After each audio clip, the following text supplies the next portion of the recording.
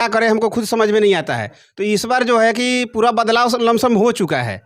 RJD यहाँ से जीत गई है, इसमें कुछ दो राय नहीं है। हम लोग उनका टाइम है, छठ पूजा बाद देख रहे हैं लोग भर भर के ट्रेन में जा रहे हैं, जनरल बोगी पूरा फुल है, खचाखच भरी हुई है। क्या इस पे आप क्या कहना चाहेंगे? तो बिहार में रोजगार नहीं है तो लोग क्या करेंगे, कितना दिन तक यहाँ रखेंगे? यहाँ के तो सरकार यही चाहती है कि लोग अशिक्षा रहे और मेरे पीछे घूमे। उस रास्ते से रोते रोते हम लोग जाते हैं, रोते रोते आते हैं। तो विधायक जी का कम से कम अपना घर के पीछे तो दिखता होगा। सन्नी चौहान नाम है मेरा और आप देख रहे हैं टाइम्स ऑफ मधुबन। अभी मैं मौजूद हूँ गरहिया पंचायत के अंतर्गत चौहनिया में, जहाँ अभी कुछ ही देर पहले यहाँ से आरजेडी प्रत्याशी संध्या रानी जी के पति संतोष कुशवाहा जी आए थे और लोगों से मिलने का काम किया है। आइए यहाँ पे कुछ ग्रामीण हैं, यहाँ का स्थानीय लोग हैं, इनसे कुछ बात करने और जानते हैं कि संतोष कुशवाहा जी आखिर लोग के बीच आकर क्या आश्वासन दिए हैं। क्या नाम हुआ आपका? गजमोहन यादव। क्या संतोष कुशवाहा जी आए थे, क्या कुछ बोले हैं आपसे? आश्वासन दिए, जो भ्रष्टाचार हो रहा है आपके ब्लॉक में हो रहा है, रोड बना हुआ नहीं है, बहुत जगह टूटा हुआ है। हम जब चौहनिया गरहिया पंचायत से मधुबन जाते हैं तो बहुत रोड वहाँ टूटा हुआ है। तो आश्वासन दिए है कि हम जीत जाएंगे तो हम उसको बनवा देंगे। ब्लॉक में बिना घूस के कुछ होता ही नहीं है और हमारा पैरवी यहाँ तक नहीं है कि हम वहाँ जा करके पैरवी करा के अपना काम करा सके। बिना पैसा के कुछ नहीं होता है वहाँ। ब्लॉक में बहुत ज़्यादा भ्रष्टाचार घुस चुका है, यहाँ तक कि थाना में भी घूस लिया जाता है।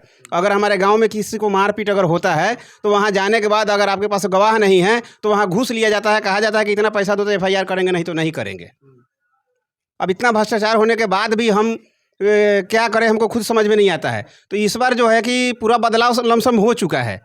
आरजेडी यहाँ से जीत गई है, इसमें कुछ दो राय नहीं है। हम लोग आरजेडी के समर्थन में हैं।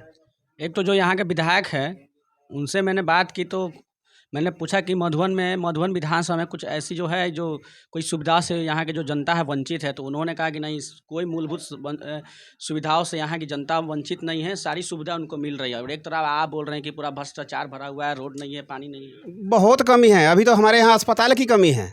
अस्पताल खुला हुआ है लेकिन उसमें पूर्ण रूप से डॉक्टर नहीं है। वहाँ जाइएगा तो सिर्फ आपको बुखार का या सर्दी जुकाम का ही गोली मिलेगा और कुछ चीज़ का पक्का इलाज नहीं है वहाँ। तो एक डॉक्टर नर्स बैठा देने से कुछ नहीं होने वाला है।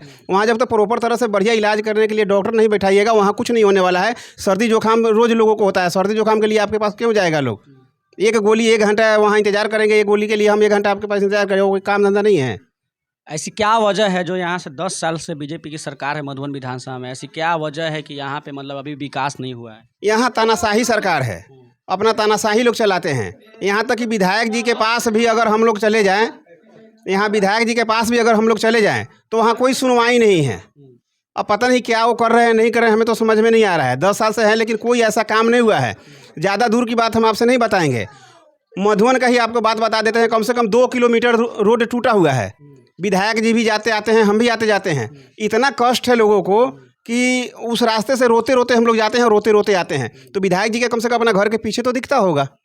चलिए ठीक है, ग्रामीण का भाषा आपको समझ में नहीं आता है, रोड समझ में नहीं आता है, आप वहाँ रोज नहीं जाते हैं, लेकिन मधुबन से आने के क्रम में गरहिया बाजार तक तो दिखाई देता होगा।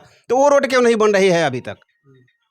कितना सालों से वो रोड टूटी हुई है? वो रोड बहुत दिनों से टूटा हुआ है। ऐसा ठेकेदार को ठेका देते हैं कि रोड आज बनाता है, 1 महीना के बाद में वो रोड खराब हो जाता है। तो क्या फ़ायदा बनवाने के लिए? ऊपर से नीचे तक भ्रष्टाचार ही बढ़ा हुआ है और कुछ नहीं है। इसलिए यहाँ का जनता जो है कि उग्र हो चुका है और इस बार बदलाव पूर्ण रूप से हो चुका है, इसमें कोई दो राय नहीं है। आप क्या करते हैं? हम ड्राइवर है, ड्राइविंग करते हैं, दिल्ली में गाड़ी चलाते हैं और कुछ नहीं करते। गाड़ी ही चलाएंगे, गरीब आदमी हम लोग कहाँ जाएंगे? यहाँ क्यों नहीं चलाए? यहाँ पैसा नहीं है। यहाँ जो है कि 3,000-4,000 रुपया सैलरी मिलेगा, उससे हम लोग को क्या होने वाला है? दिल्ली में जाते हैं, 10,000 की नौकरी करते हैं, 2-3 हज़ार बच जाता है। यहाँ नौकरी करेंगे तो वो भी नहीं बचेगा। बाल बच्चा है, उसको कहाँ से खिला पाएंगे? हम कहाँ से खाएंगे कि बाल बच्चा शादी करने वाला हो गया, पढ़ने वाला हो गया है, क्या करेंगे? यहाँ तक कि आपको स्कूल में भी बहुत अभी कमी है। सरकार ने जो है कि टीचर तो भर दिया है लेकिन पढ़ाई नहीं है स्कूल में, अभी भी नहीं है पढ़ाई। टीचर लोग अपना काम में रहता है, लोग बहुत यानी कि दिक्कत है इस चीज़ में अभी। तो इसलिए सरकार से निवेदन है कि भैया इस चीज़ पे आप कार्रवाई करिए, नहीं कार्रवाई करिएगा तो फिर सरकार तो चेंज होना ही है, वो तो होकर ही रहेगा। अभी एक मतलब कि कल का खबर है, मोकामा में एक आरजेडी के जो क्या बोलते हैं जन स्वराज के जो कार्यकर्ता थे, उनका हत्या कर दिया गया है। हाँ, हम भी सुने हैं कि उनका हत्या कर दिया गया है। ये बहुत गलत है, निंदनीय है, हत्या नहीं होना चाहिए था।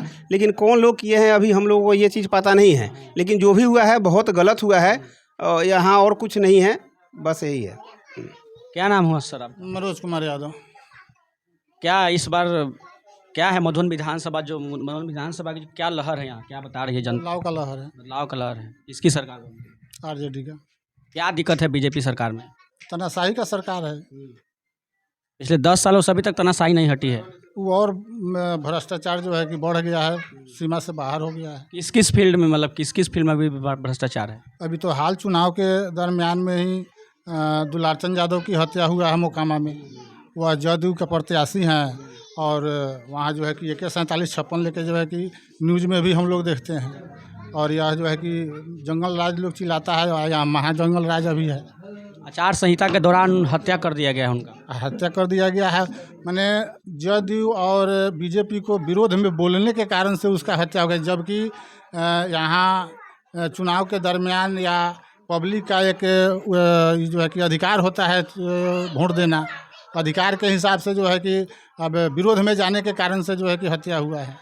अच्छा, अपने मधुबन विधानसभा में क्या क्या चीज़ की कमी है जो अभी भी सुधरने वाली, क्या क्या वो कमी है जो अभी भी सुधर सकती है? एक नंबर तो पदाधिकारी लोग बेलगाम हो गया है। यहाँ का CO जो है कि किसी का सुनता ही नहीं है। और अफसर लोग जो है कि कोई मैंने कोई अथी नहीं है कि हाँ कोई जनता अगर गया तो उसके बीच जो है कि हम बात को सुने, जो है कि इग्नोर किया जाता है। यहाँ जो है कि सरकार जो है वो बेलगाम जो है कि हो गया है पदाधिकारी लोग। मतलब प्रशासनिक जो व्यवस्था है पूरा बिल्कुल चौपट है यहाँ। बिल्कुल चौपट है। और बिजली पानी जो हम प्राथमिक जो सुविधाएं हैं, बिजली पानी और रोड की क्या कंडीशन है, अस्पताल की क्या कंडीशन है? अस्पताल में वहाँ जो है कि गेट कीपर जो है कि कुत्ता रहता है। कुत्ता? हाँ, कुत्ता रहता है गेट कीपर। इस समय जाइएगा तो वहाँ ताला लगा हुआ मिलेगा। बीजेपी के नेता कहते हैं कि अगर हमको वोट नहीं देगा तो लाइट का कनेक्शन कटवा लो। 125 यूनिट फ्री में हम दे रहे हैं, अगर वोट नहीं देगा तो लाइट कटवा लो, हमारा लाइट है। जैसे उनका पिताजी दिया हुआ है लाइट, जो भी बीजेपी के नेता कहे हैं उनके पिताजी का लाइट बिछाया हुआ है। वो कहते हैं कि लाइट कटवा लो, नहीं तो 125 यूनिट भी नहीं मिलेगा।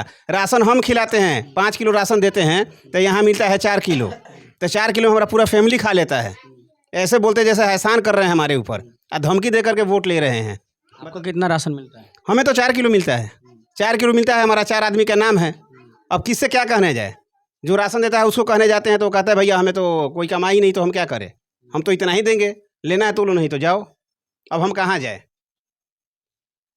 4 किलो राशन में हो जाता है गुजारा? कुछ नहीं होता है, वो कुछ नहीं है। वो 4 किलो कुछ भी नहीं है, उससे कुछ नहीं होने वाला है। सरकार सिर्फ झूठा वादा दे करके, झूठा कह करके ये सब पब्लिक को गुमराह कर रहे हैं लोग। 4 किलो कुछ नहीं है। जिस घर में महीने का 50 किलो अनाज का खपत है, आप 4 किलो दीजिएगा तो कैसे हो जाएगा?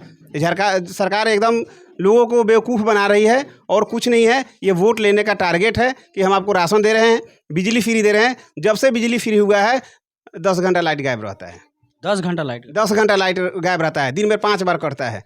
जब से फ्री हुआ है तब से, फ्री नहीं था सही लाइट आ रहा था। अब इतना लाइट क्यों कट रहा है? फ्री बंद कर दीजिए।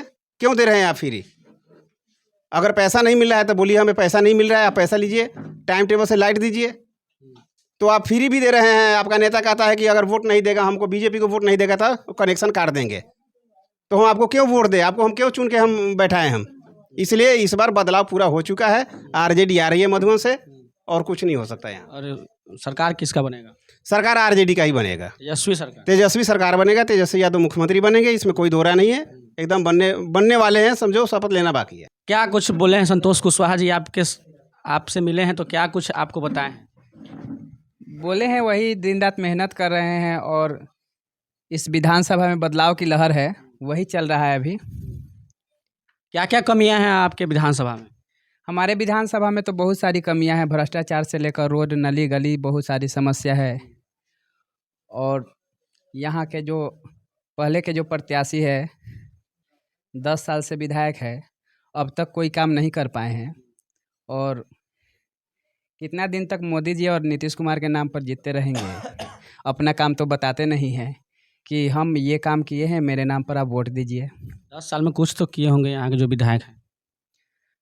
वो किए हैं, वो तो साफ साफ यहाँ की जनता को दिखाई दे रहा है क्या किए हैं क्या नहीं किए हैं, और इसका परिणाम जनता खुद देगी। और ये 11 तारीख को जो इस राज्य के महान पर्व के रूप में जो है, उसमें लोग अपना मतदान करके बताएगी कि क्या किए हैं क्या नहीं किए हैं। आप किसका सरकार चाहते हैं? हम तो बदलाव चाहते हैं, क्योंकि अब चाचा जी बूढ़े हो गए हैं, अब उनका दिमाग थोड़ा काम नहीं करता है, इसलिए अब बदलाव होना ज़रूरी है। तो आने वाली सरकार से आप क्या चाह रहे हैं, क्या मांग है आने वाली सरकार से? आने वाली सरकार की तो यही मांग रहेगा कि युवाओं का सरकार हो, युवाओं के लिए काम करे, बेरोजगारी और शिक्षा जैसी जो समस्याएं है इस पर काम करे सरकार। यही हमारी आने वाली सरकार से अपेक्षा है। अगर वो सरकार अच्छे काम नहीं करेंगे तो फिर उनको लोग 5 साल बाद हटाने का काम करेंगे हम लोग। अच्छा, अभी इलेक्शन का टाइम है, छठ पूजा बाद देख रहे हैं लोग भर भर के ट्रेन में जा रहे हैं, जनरल बोगी पूरा फुल है, खचाखच भरी हुई है। क्या इस पे आप क्या कहना चाहेंगे? तो बिहार में रोजगार नहीं है तो लोग क्या करेंगे, कितना दिन तक यहाँ रखेंगे? यहाँ के तो सरकार यही चाहती है कि लोग अशिक्षा रहे और मेरे पीछे घूमे और हमारे वोट बैंक बने रहे।